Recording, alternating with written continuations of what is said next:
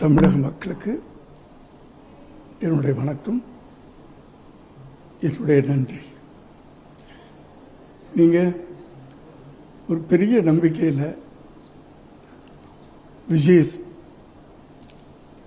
உங்கள் தளபதியாக உங்கள் தமிழ்நாட்டுக்கு சீஃப் மினிஸ்டராக தேர்ந்தெடுத்திருக்கிறீர்கள்.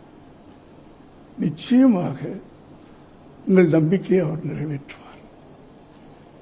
அவருக்கு நிறைய கனவுகள் இருக்கு. அந்த கனவுகளை கண்டிப்பாக அவர் நிறைவேற்றுவார். உங்களுக்கு அனைவருக்கும், தாய்மார்களுக்கெல்லாம் உங்கள் பாதம் தொட்டு நன்றி நான் தெரிவித்துக் கொள்கிறேன்.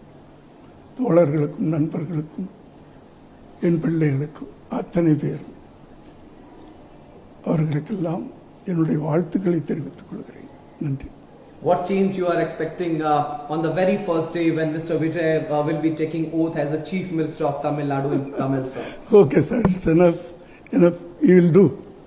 He will do. Definitely he will do a big change in Tamil Nadu. That confidence is there. Okay?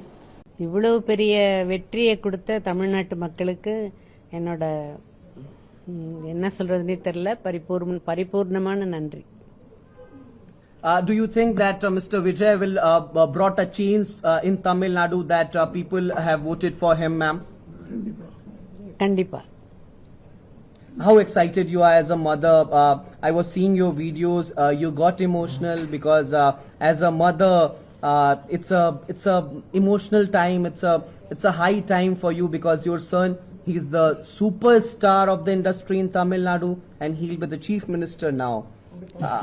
How do you see this emotion, ma'am, for as a mother? In Tamil, one saying is there. ஈன்ற பொழுதின் பெருந்துவ